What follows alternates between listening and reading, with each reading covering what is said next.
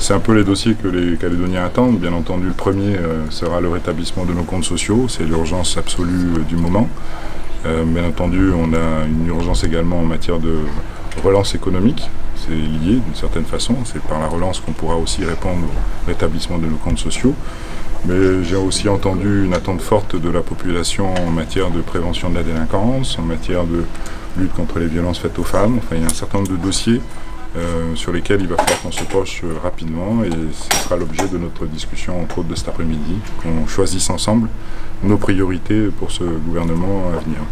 Non, pas encore, on a une première rencontre.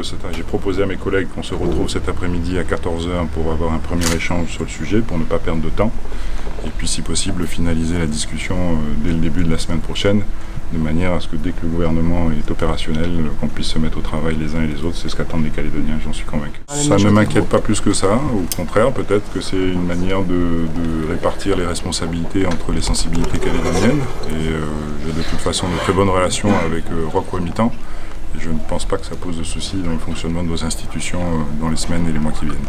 Effectivement, et je salue l'esprit de responsabilité qui est le sien, et la prise en compte de la volonté majoritaire des Calédoniens, et sa démarche d'intérêt général qui a fait qu'il a pris cette décision en toute conscience.